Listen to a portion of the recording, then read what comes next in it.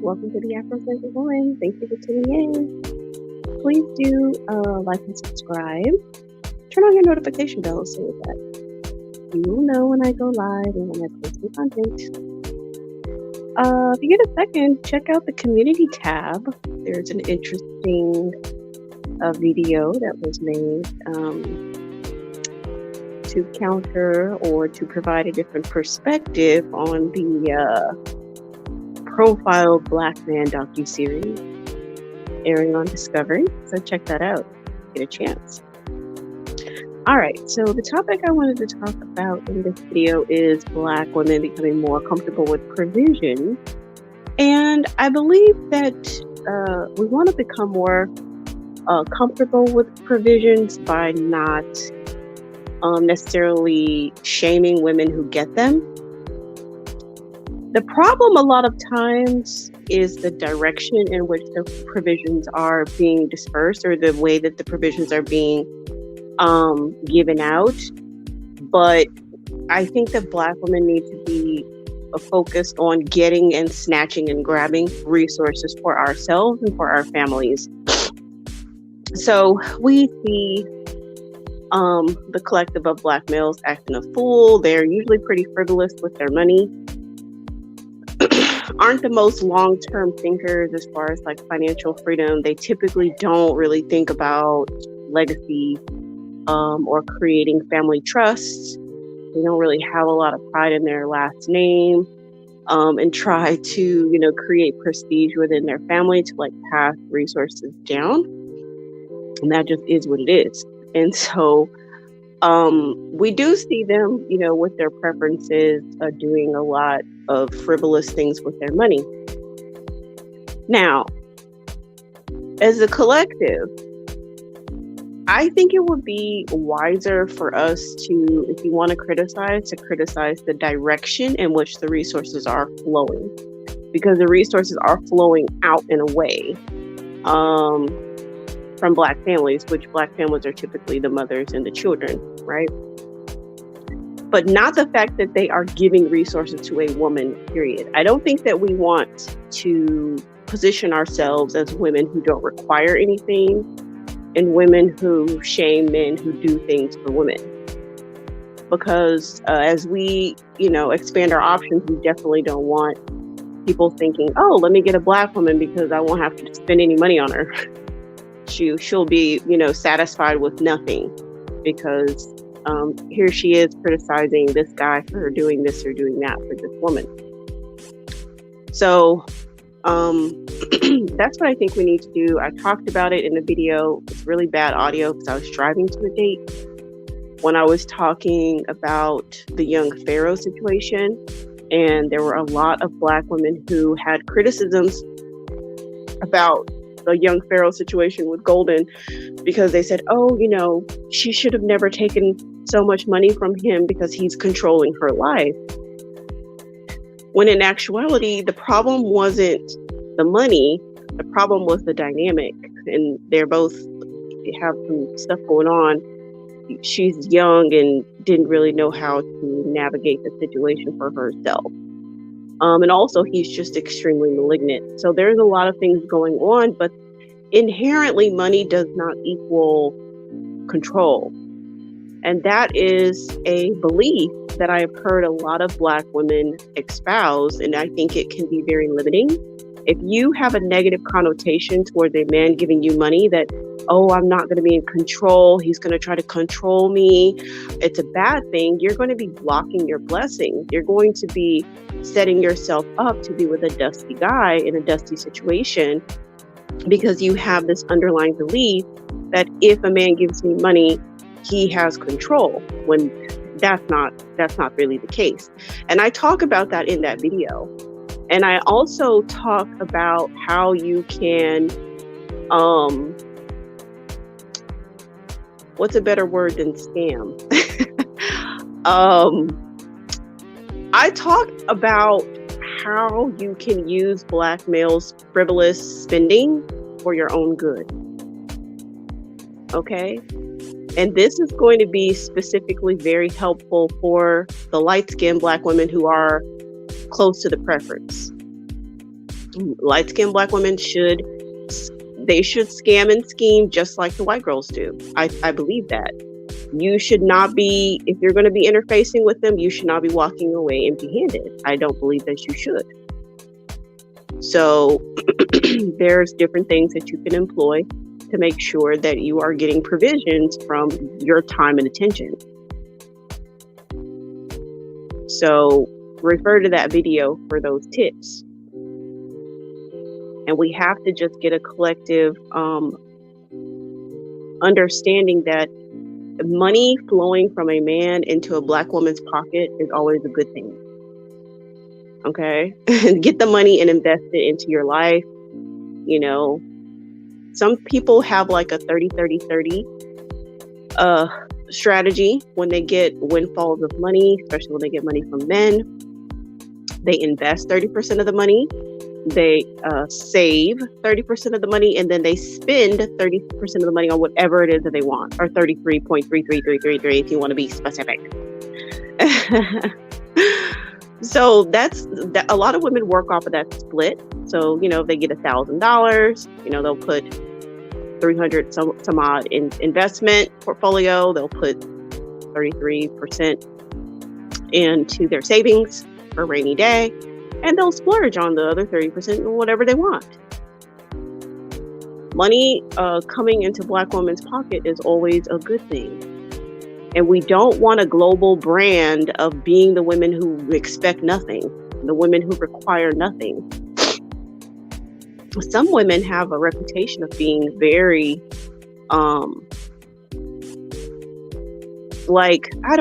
there's certain groups of women where they're already ready to spend before they even start interfacing with them. Like, they already know the ladies are not there for free. They're not going to sit up in your face for free. They're not going to entertain you for free, period. And we got to move towards that. It doesn't behoove us to be like, oh, he's simping on her. Oh, he's tricking on her. Even if she's a preference. Our problem is not him tricking. Our problem is the money needs to be going through us. It's a resource direction issue. The money being spent is not the issue. Where the money is going is the problem. We don't need to tell the world that we don't like to see men spend money on women. That's not going to help us. No, they need to already know when they see a beautiful Black woman, you better be ready to bust open your wallet, bro. Because her attention and her time is not free. So you better be ready to make her life more comfortable, better, improve some type of way. Or else, why is she going to pay attention to you? That's what we need to stand in agreement with. So yeah, that's what I wanted to share about resource and Black women just becoming more comfortable with them. We don't have to be critical of resources going out of their pockets and into a woman's pockets. We need to have a strategy to snatch the resources for ourselves. So we don't want to go into another group, another male group, and come out, you know, empty-handed. Come out, you know, paying or, you know, economically disadvantaged or financially exploited. That's what we don't want.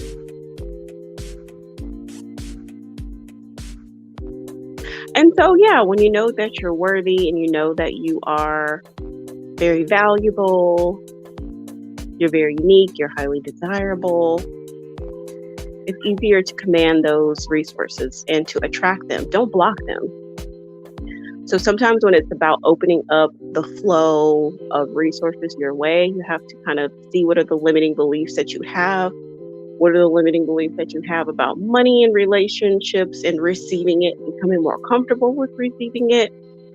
And I think that everybody can do their work on an individual level to meet their individual financial goals.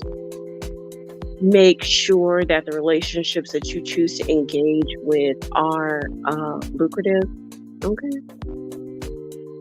And I think from a collective perspective, it's very important that we look at the global image of Black women and our expectations of men who will be extracting energy from us. Okay, we don't need to, I don't think that we need to sell our strength, because that's already kind of like, we have an overrepresentation of the strong Black woman. We already have that archetype is well established in the global, you know, the global viewpoint, but we need to bolster the archetype of the expensive woman. You know, because we know we're high quality, we know that. We just gotta, raise the price. And this is another download that I got the other day, is that you know how restaurants change their prices as needed? Sometimes they'll change the dress code too. Sometimes they will just whatever they need to do. And it's like, you cannot come to the restaurant and be like, oh, well, the tartare was this price, last year. Why did it go up? It just went up because it went up. Period. Like, you cannot, just because you were doing something at one price or for one amount of investment, and then now you can change your prices whenever you want. You could change the terms whenever you want to. Now you can make a dress code. You can change the code of conduct. You have the authority to do that, Black woman. You can literally do that.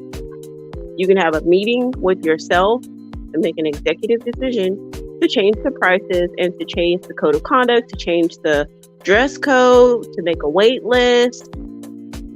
It don't even matter if nobody's in the restaurant. You could just make a wait list because you just feel like it. Create some urgency, create a sense of exclusivity. Make them make reservations for the next 2 weeks. You have the ability to do that. You don't have to be locked into one price point for the rest of your life. I saw a meme the other day that was like, some struggle bandit said something like, oh, it's so messed up when you F someone and then you come back around and now they're hard to F. Well, that's what the struggle bandits are feeling, because the prices have changed. The prices have changed, especially for the bad bees, okay? Because the pretty pick-meshas are not being so pick-mesha-ish no more. So now they're really starting to see what they can actually get, and they're not satisfied with that, because most of the pretty girls are stopping being such pick-meshas. So they know.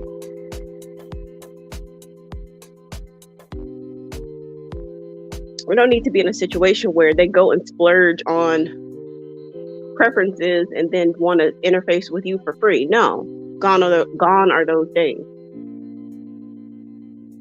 Heck, even family members, I would say hit your own family members up. Cousins, uncles, siblings. Hey, I need this. I need to get my oil changed. You might as well. Because how many times do they call you with their sad sob stories or need your support or whatever? So you need to be snatching resources from them too. We need to stop allowing them to think that they don't have to provide anything for the women in their lives. Gone are those days where Black women just do everything, be the feminine support and provide all the provisions for the family and do this and do that. Like, no. This has gone on for too long. Way too long. And so as we, other people are looking at, I'm sorry, y'all. We have this is the remnants of a sleepover. They're turning up. But, what was I saying about, about going out into different communities and dating other men? We definitely don't want our reputation to precede us as one of shunning resources. We don't want that type of reputation to precede us. Oh, thank you for subscribing. You're welcome. Thank you everyone for subscribing. I'm glad that you like the channel. I will probably put up a little poll again. I did a poll a while ago about the types of videos that y'all will like as far as dating is concerned. I was spending a lot of time focusing on that because I felt like that was probably the biggest void within this space, with actual like practical skills for dating, finesse, refinement, and the like. So I'll see if that's what folks still want. If that's what you ladies would like additional videos on, or the self-worth work, or the feelings of worthiness work, or receiving work. I mean, just whatever you ladies would like information on. Well, we will be doing a part 2 to the hidden benefits video that I did. We'll be doing a part 2 to that, as well as my favorite mental health practitioners on YouTube. We're doing a video on that. But other than that, I would like more suggestions on what you ladies would like to hear about. But yeah, I've been seeing, because of Kanye, and and another thing is Kanye pursuing the object of his affection. Now Kanye is actually he's crazy. He is crazy. So that's kind of a difference, but I do think that acts of public affection aren't necessarily bad. I don't think spending a lot of money on your wife or girlfriend or a woman, Black women should make dudes pay for your pain. If a guy does you wrong and he's trying to come back in your life, he shouldn't be coming back into your life with an apology and on my bad, let me just slide back into the space I was in. No, he needs to come bearing gifts. He needs to pay you for your pain. And women of no color know this. They'll be knowing a long time ago that they're done with somebody, but they will allow them to try to pursue them, and they will be accepting all of those gifts. The thing of, especially going through divorce, because the thing about getting a gift is a gift is a gift. That's not marital property. It's not considered marital property. The gifts, those are apart from the marital property. So that's something that she'll be able to keep. Anything he gives her and these grand gestures of please take me back, that will be hers to keep, and she will not have to submit that to the court. So with that being said, Black women need to get wiser and have strategy about how they can collect resources, because these can be resources that can help us economically reach what we're trying to do, and so that we're not coming out of a situation exploited and deprived and paying alimony and credit messed up and the remnants of a dusty relationship. We can turn that around and create a new reality for ourselves, where we actually know our worth and we start commanding that and demanding that. So obviously there's some mindset work that needs to be happening, because of I'm seeing constant commentary sort of downplaying just a simple act of the money transferring from the man to the woman. Oh, he's simping. Why are we using the same language of dusty struggle bandits? A man's job is to provide for women and children. So how can it possibly be simping? What is a simp? I don't even get that.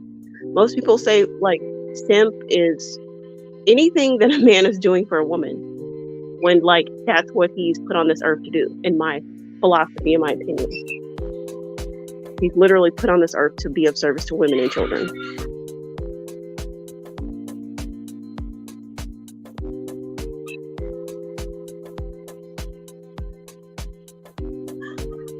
I think it would be interesting to listen to a video about interacting with a partner's family. Once you're already in a great relationships, that is where I'm at. Oh, congratulations! I think I would refer you to Shira. I think Shira has some videos on that. If I'm not mistaken, I think she might have some videos on that. I'm trying to think. I know one content creator. I'm trying to remember her name. She had some really good content on interfacing like with the mother, like your partner's mom, because I think that is going to be like really important. And she talked about like really thoughtful gifts to get the mother, like not necessarily expensive, but just like really thoughtful. Like finding out what her favorite flowers are and bringing them.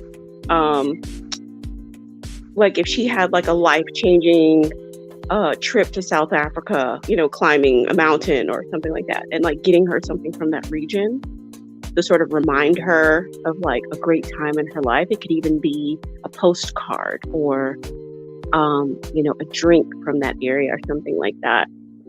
So I just have to try to remember what that content creator's name was, because they gave some really, really, really good advice about that. So I just have to try to remember. But yeah, remember you are single until you're married. So, just make sure that your commitment level is on par with like where you are with a relationship. But gosh, I have to remember. And then check Shira's channel too and see what she has. And you're so welcome. Because yeah, I'm pretty sure she does. She always has like really good gift ideas. I really liked her Valentine's Day gift idea video. It's I posted it on my community tab. She had some really great gift ideas for like the men in your life for Valentine's Day, but it probably would work for any day, like maybe their birthday or your anniversary or whatever other holiday. I think that those gift ideas would be really great to tap into. Yes, so of course my desire is that Black women get way more comfortable with the idea of provision as it pertains to being taken care of by men, and feeling comfortable with the idea of money transferring from a man to a woman. Because I think some of this critical like commentary is coming from a place of just like not being used to it. Aside from the fact that, of course, there's the irritation that we feel when the money is always transferred back to the dominant society via the woman of no color. But we are probably quite a long way from that ever not being the case. So in the meantime, between time, we need to get in on the action, and we don't need to be on the sideline looking crazy and coming up empty-handed constantly, looking at other women level up off of whoever. And we're so many of us are so caught up in, I got it on my own, I did it all by myself, I got this on my own. And meanwhile, other women are leveling up with men's money. Okay, yeah, of course, level up on your own doesn't mean, getting money from men doesn't mean sit home and never work and don't do anything. Like, I don't know how people equate those two together when that's not what's being said. It's not what's being said. I'm saying, and women like me say, get in on the action and make sure that you are also getting resources funneled to you. Because the truth of the matter is that you're still dating anyway. You're dating anyway. You're dealing with men anyway. So there's not a big difference between dating and interacting with men and like paying your own way on everything and being ultra independent versus, and then you're working versus working or going to school or both, dating with men, but then dating in a different way to where you're not coming up empty-handed. But for some reason, when you start entering into a conversation where you're saying, make sure you're getting this, get that, make sure, then the conversation and the critique will be, you're only interested in men and men won't save you. Nobody's coming to save you. There's no such thing as a knight in shining armor. You need to get it on your own. And if you don't, you're going to be controlled. And it's like, girl, how? Why? No. Back up. Back that thing up, because that's not what I'm saying. That's not what's being said.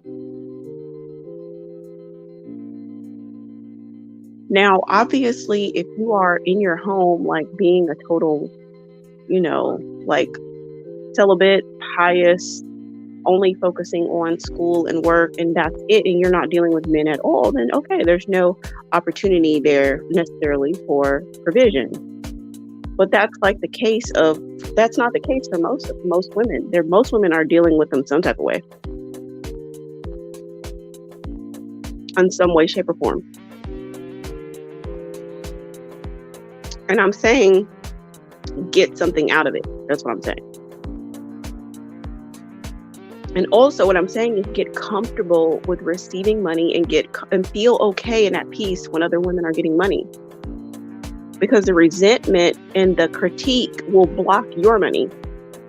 There's enough money for all of us. Men, a lot of times, until you find a great partner, they're like trains. There's always one coming, there's always one going. Okay, don't get caught up in any one.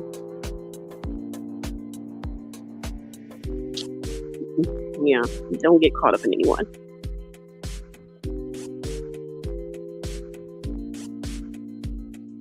Sasha C says, you better preach. I needed to hear this. No more sitting on the sidelines. Get in the game, Sasha C. Get in the game, girl. Get in the game.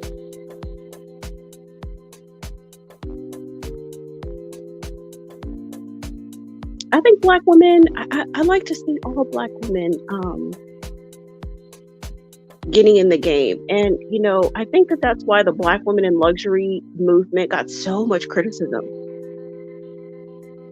And I think that Chrissy has done a good job at critiquing. I think Chrissy has done a good job at critiquing the critique of Black women in luxury. Because there's a lot of times Black women, I think her ultimate thesis is that it's okay for Black women to spend money as long as they have a ratchet aesthetic. But when they have a refined aesthetic, you're going to get all these social justice warriors and think tank and Black feminists and all these people who are going to come out and critique it as Eurocentric, blah, blah, blah, blah, blah. But if you go to the hood girls' Instagrams, okay, seriously, if you go to the hood girls' Instagram, they're throwing money at the strip club, they're getting BBLs, they're getting flued out, they're doing all of this stuff, they're splurging, they're buying bags and stuff like that. But it looks Black enough to where it does not garner that type of criticism.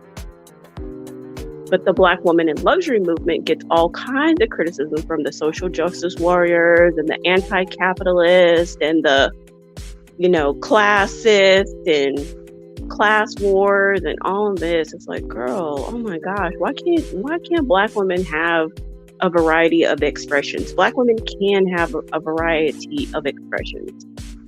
It's the same money. It just has a different aesthetic. It just has a different aesthetic. And sometimes the Black women in luxury are even spending less because they mix highs and lows. It's the hood girls who have to have everything matching, like Fendi shirt, Fendi pants, Fendi bag, Fendi shoes, Fendi, The Black woman in luxury might have a nice little pantsuit and just like one little Fendi bag as a, showpiece or something. They don't necessarily have to have the whole shebang. Hold on, y'all.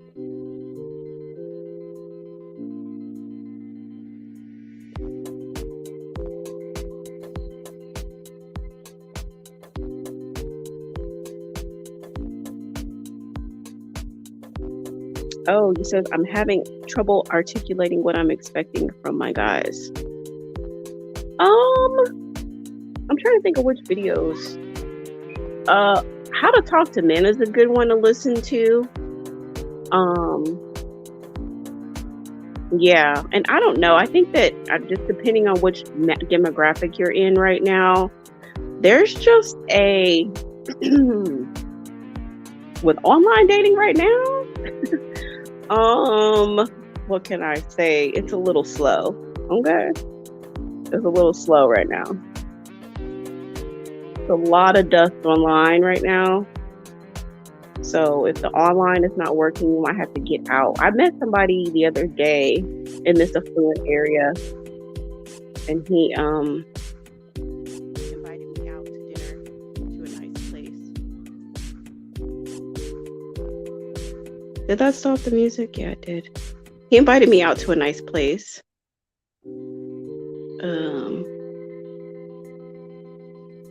Let me see. I had a call coming in on my phone, and I think it interrupted the music, but testing. Is the audio here? Am I muted? Can y'all hear me? Can y'all hear me?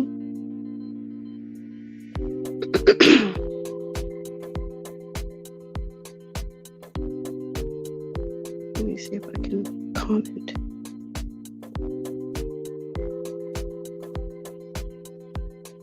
Okay, you say yes. Okay, great. All right, great. Thank you. So I've been dating for the last 6 weeks for a long break, and I'm definitely meeting guys who are paying for dates at nice places in my city, but it doesn't extend past that. You might have to, let me think. You might have to go more affluent. And then also you need to appear to be very spoiled. Like you just have to have that look like you just have to have that look like you could literally go wherever and somebody's going to do it for you. So are you going to do it or is somebody else going to do it? That helps because honestly, like I tried my experiment again with the whole spoil thing. Like this other guy contacted me and he had something like, I want to spoil you. And I was just like, y'all, I don't know if you're familiar with my theory, but my theory is that a man who explicitly tells you that he wants to spoil you is dusty and he has no intention of doing said thing. So I didn't unmatch this guy right away. I just chatted with him for a little longer and I asked him what he would like to do for the first date. And he told me he wanted to take me for ice cream and walk in the park. This was maybe like a week or two ago. And keep in mind, it's like the dead of winter. So you want me to walk outside in the cold with a cold ice cream? So I told him the last time I did that I was 12. And then I unmatched him. It's a lot of dust online right now. I don't know what to say. I don't know what's going on. I don't know what's the universe. I don't know. It is a lot of dust online right now. I don't know the answer to that question. Like, yes, ice cream in the snow. So, there's another guy, the one who I met out when I was in the affluent place. He wants to take me to this really nice restaurant that I've been wanting to go to, but I can never get in. Because it's always booked in advance. So I agreed to go with him. And now this guy thought he was about to text me and call me and all of this. And I politely, when I talked to him last, I was like, don't we have a date for XYZ date? He was like, yeah. And I was like, okay, at this time, right? Yeah. I said, okay, well, I look forward to talking with you then. Now, basically what I'm doing is I'm positioning myself to say like, until you spend some money on me,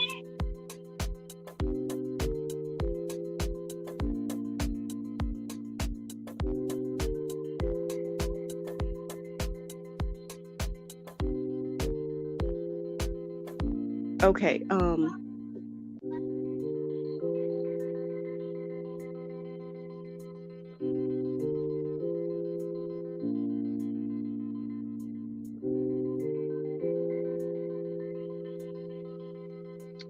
okay, so basically where I'm positioning myself is like, I'm not about to be chatting on the phone with you and texting you back and forth until you spend some money on me. So I don't have to say that explicitly, but that's the vibe I'm giving off. Because if we have a date planned already, like, why are you on the phone with me? Because what are we going to talk about on the date? And also, you don't have free range access to my time because, like, who are you? I don't know you. I have not had an opportunity to observe you. I don't know what you're made of. And so therefore, I'm not going to be on the phone with you for a long period of time listening to what you ate for breakfast yesterday. I'm not going to say I don't care, but I'm going to say I kind of don't care yet. Okay?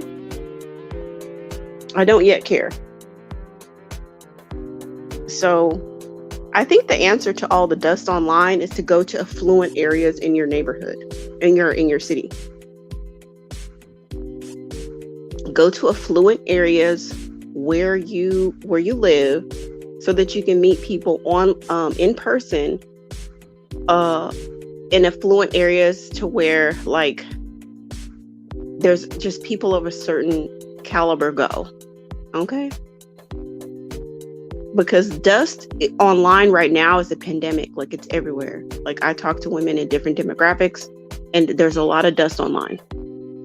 And I personally am experiencing dust online. I'm experiencing dust online, and I'm also experiencing men who are indifferent about me. And the thing about getting money from men is you cannot be with a man who is indifferent about you. He can take you, he can leave you, whatever. Yeah, like he's bored. You can be a time filler.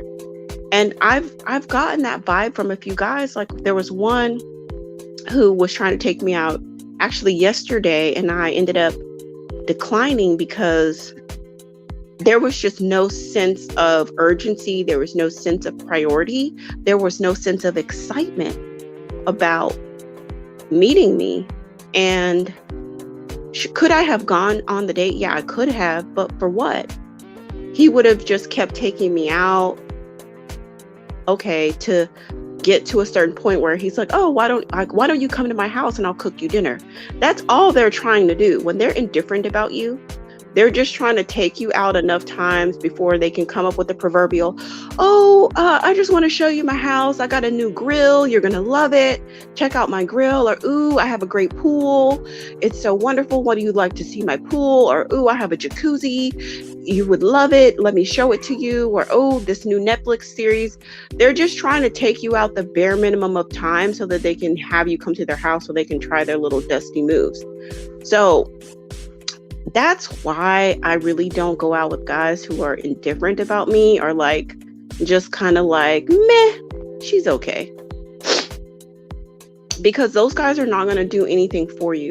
The guys who are crazy about you, those are the guys who are like, you're like, oh, I went to the tire shop and they said that my tread was a little bit low, and with this rain, I just don't know how they're going to do. That's the man who's going to say, oh, let's go to the tire shop and go ahead and get that done. The guy who's crazy about you is not going to really wait for you to ask him for something, because as you present different things that you need in your life, he's just going to respond and get it taken care of.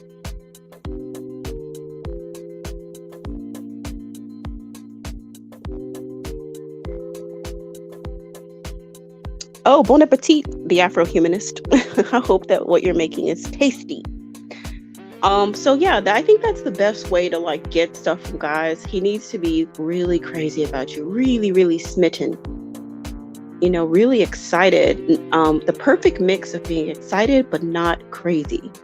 So you don't want him contacting you every day, like, oh, we have a date coming up. Oh my God, I'm so excited. That might be overkill, but just enough, like, I'm really looking forward to meeting you. He's going to be the guy that's going to make reservations. He's going to be the guy that thinks about parking.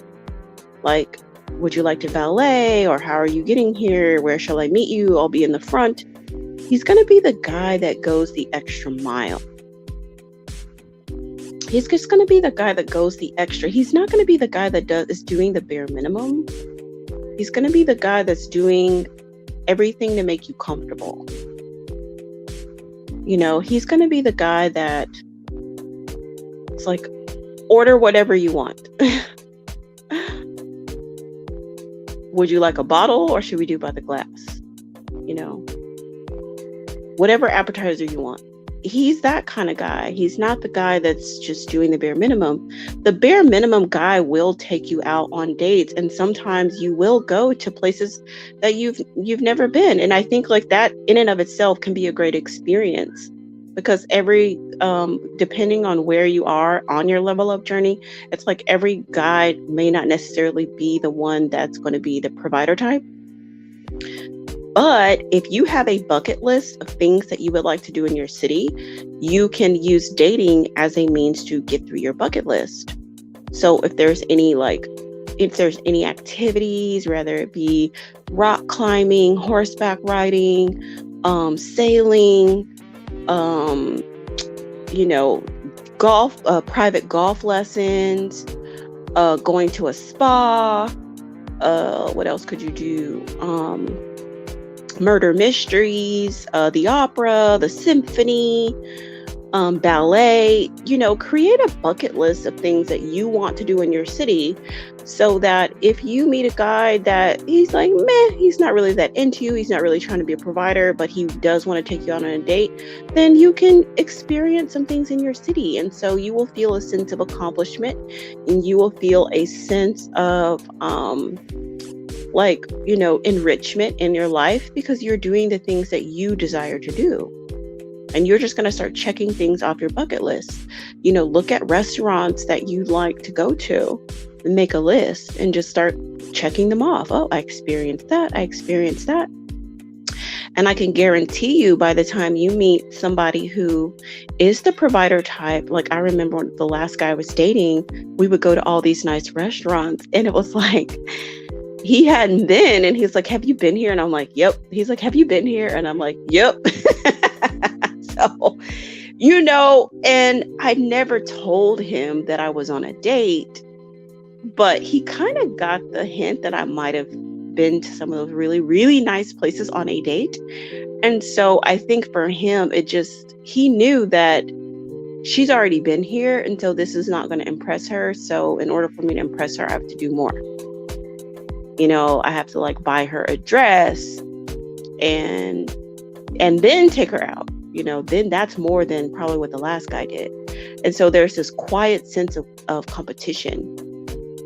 There's a quiet sense of competition when you have an enriched, fulfilling life, when you have that fulfilling life. So that's why I say, it may take a little time to get to that point where you have the provider. And then, just like I think I was talking about this in another video, get something, like sometimes I think people want to go from crawling to flying, and it's like, get something, because that's going to help you feel more comfortable before you start getting like, hundreds or thousands of dollars transferred by Cash App just because today's Tuesday. So, it may be something like, oh, it's raining, and do you think we can go by AutoZone before our date? And, could you help me replace these windshield wipers? And that's going to be like $20 or $30. And then he can tinker around and do it and feel like he helped you. And then you got something. You see what I'm saying? You need, and of course, oil change. I don't think any woman should never pay for an oil change. And I'm kicking my ass that I've ever paid for a freaking oil change.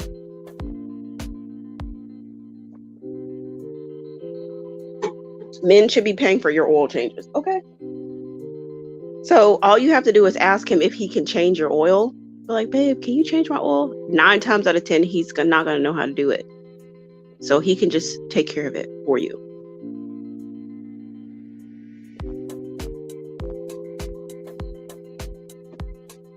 So you have to create opportunities. You have to create opportunities for investment and start somewhere. The car is usually, a very easy way, because you have to drive to them to see them. So they have a vested interest in you getting to them.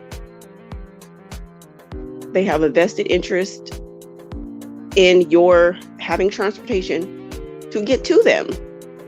So they're going to be more willing to invest into that. And that's going to help you tangibly, and it's going to get you more comfortable with receiving provisions. You work your way up to a new set of tires. It may not be from him, but it's going to be from somebody. Or you hit up 4 guys for 1 tire, and then boom, you got 4 tires. Just tell him, hey, I got the money for 3 tires, but I just need 1 more. Or what do you think if I just keep 1 old tire and, put on a voice and get 1 tire from 4 guys. There you go. You got a whole set of tires. Boom, there you go. Now you ride in safe. You ride in safe. So there's so many different ways to start the provision, to start provisions to be flowing onto you and into your pockets and into your finances to where you are not coming out. Because I don't know, like for me, I know the getting dressed process is very intense. It's very meticulous. Everything is thought out. We put a lot of energy into looking very beautiful. From pairing the right handbag with the right heels, the right dress. We have to shave or wax or whatever it is that we're doing. We do pedicures, manicures, whether we're doing them ourselves or we're paying. We do our makeup, we do our hair, we wear perfume.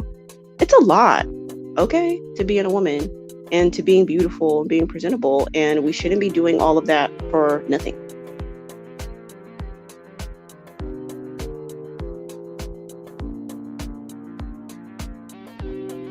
We shouldn't be doing all of that for nothing. We should be doing that with being compensated some type of way, being invested in our femininity so that we do have the ability to continue doing those things because that's energy flowing out. And so it really becomes a sense of reciprocity. And you'll hear some bandits kind of trying to take that language, but nah, it's not equal. They'll try to use it, but their use of it is just kind of like a false equivalency that they're trying to steal a lot of the language that we use and a lot of times it's because they see themselves as women. So they're like, you're not being reciprocal with me. You're not, it's like, bro, you're a whole man. Are you supposed to be?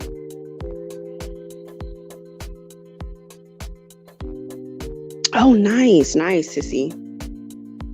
So you can try to maybe go to a coffee shop or a cafe before or after, and see if you can just mingle a little bit or, kind of, lounge around or whatever. I know I had went out over the weekend and no, it was during the week. I met up with a friend and I think weekday is better to be by yourself. I think Saturdays is okay to freestyle with a friend, but I think during the week it's better off if you're by yourself. Because I was thinking we should have moved to a different area, and if we had moved, we would have had access to more guys than kind of being ducked off where we were. And like, she's like, oh, but everybody can see us. And it's like, yeah, everybody can see us, but also, it's just kind of awkward. I don't know. There's no room for anybody to like join, So, you live and you learn. I think for weekday freestyling, I would rather just go by myself. I think I would do better by myself. Or if you go with somebody, split up. Don't sit in the same area.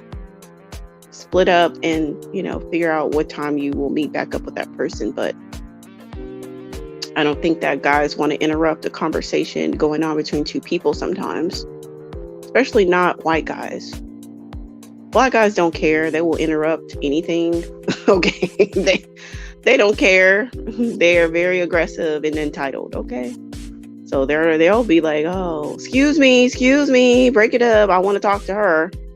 But most white guys are not going to do that. They'll just look at you. They might like you, but they are not going to approach you. You're better off to be by yourself. Oh, okay. Well, if your appointment is not too early, sissy, you could try to mingle before your dentist appointment.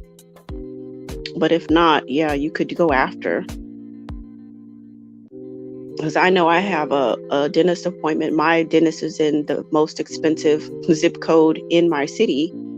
And I have a couple of cafes that actually the lady that I was freestyling with last week, told me that she's had met some very influential guys, and like not even on a dating level, but just on a friendship level. And now she's already been invited to a foundation, a fundraiser, for a prominent sports organization via some of the networking that she has done in this affluent area. So it really has paid off for her.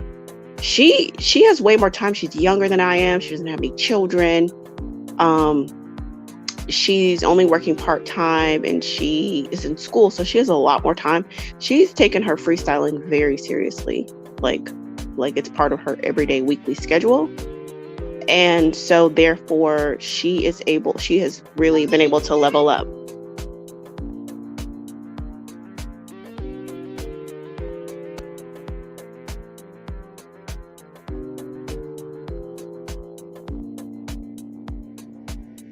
Anywho, y'all, I have to make these little ones some food, so I'm gonna let y'all go. Okay, yeah, that's smart, sissy. I hope that it's very lucrative and that you meet some nice guys. Oh yeah, I think someone asked me something like, oh yeah, the lady who I was freestyling with yesterday, she was like, well, how do you get guys to talk to you?